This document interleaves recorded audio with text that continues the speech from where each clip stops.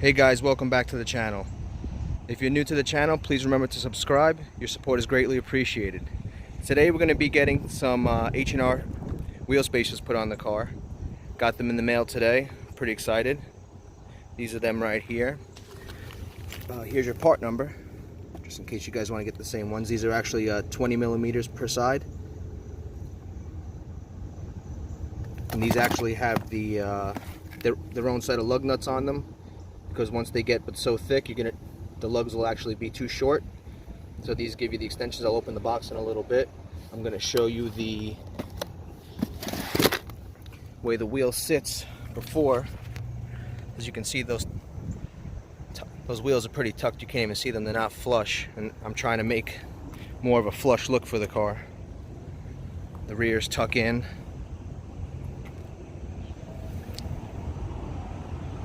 So you got a lot of tuck there. I'm trying to bring them out right to the fenders. With 20 millimeters, it should be perfect.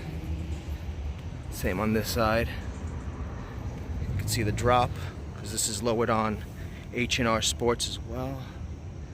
So I'm pretty much going with this brand for all the suspension modifications.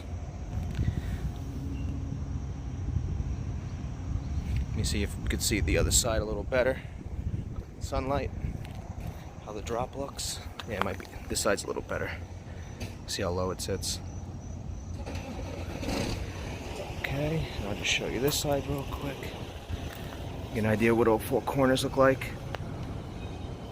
Alright, let me pop one of these boxes open for you right now. Let me see.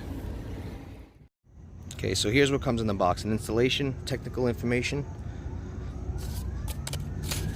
You get 2 spacers, and these are the locking lugs that hold the spacers onto the hub, and then you will use your existing lug nuts to hold on to the, hold on one second, bear with me, I got one hand here, to the lugs that are actually on the spacer. These are 20 millimeter. They're hub centric, so you won't get any wobbles or anything like that. And always remember to put a little Loctite on these here, where your original lugs will be connecting to these, so that the spacers don't come off the car. And I will also be putting a little of anti-seize just on the back, so that this doesn't bond to the rotor surface when it comes time to do a brake job. So like I was saying, there was a loud fire truck coming by. Yeah, make sure you put the anti-seize on the back of the surface. That way when you go to do a brake job, these will be easier to remove. Otherwise they may bond slightly, and then you'll have to start banging them off, which you don't want to do, and start damaging the surface of these, and maybe they won't sit right any longer. I actually got 20 millimeters front and rear, so I'm still going for that square setup, because that's the way it comes stock. I just wanted to keep it with the stock specs just wider, so roughly it's about an inch overall wider track. So the car should handle better. It's definitely going to look better. You know, they will add a little weight to the wheels, so could possibly say it may slow the car down slightly because of unsprung weight, but this is not a race car. It's my daily driver that's quick, so I'm not really caring if I lose a little bit of performance out of it. The handling performance I'm going to gain should be, you know, should far outweigh the performance loss in acceleration, which shouldn't really be much. It probably won't be detectable, but nonetheless it is a little unsprung weight you're adding to the wheel. So if you guys are really interested in going fast, this is not a go fast mod. This is actually a little bit of the opposite. But I'm going to get these put on. I showed you the befores, and then I'm going to show you the afters. I'll do a walk around, and then let me know what you guys think. I'll see you in a bit. So now I prepared the surface. I got rid of the surface rust. Just use a little wire brush, a little bit of brake clean. The wheel spacer now has Loctite. I put it there, and I'm also putting it on the inside of this part on the spacer, so that doesn't get stuck. I'm going to put this on. This will go just like this. Make sure the spacer is sitting flush.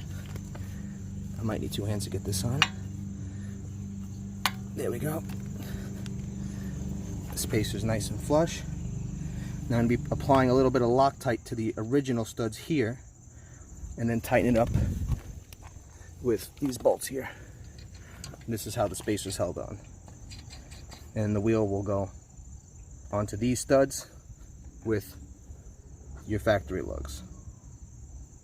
I'm going to get this one installed, do the rest, and then I'll show you before and afters. Okay guys, this is a complete fail. Upon the research I did, people were running that part number with the wheel spacers. If you look carefully, hold on, let me get this wheel positioned so I don't rest it or anything. Okay. If you look here, the factory stud is hitting this part right here on this wheel. The person that was running this actually had a touring, so I'm not sure if these holes were larger. The hub fits fine. The spacer fits correctly onto here, but I do not want to cut the studs. That would be my only option to get that to clear, and then at that point it's reversible, but then you got to start knocking out studs, and that's not something I want to do. So I'm going to abort mission. Unfortunately, it was a waste of time. I hope you guys learned something from this, and do not order that part number for an 19 Honda Accord with sport wheels. It may possibly work with touring. I'm not sure if the guy had cut the studs, because as you can see, the tip of that lug hits right there and it will not allow the wheel to seat. So that's the issue there. I'm not sure what I'm going to do from here. I would really like to get these wheels to be flush without cutting anything, so I don't know if a different set of wheels would be an option or just leave it as it is. But for now, this is what it is. You know, I hope you learned something from the video. I hope you enjoyed it, even though the end result wasn't what it was supposed to be. But that's what happens with cars sometimes. Not everything works out. Lesson learned. Take care, guys.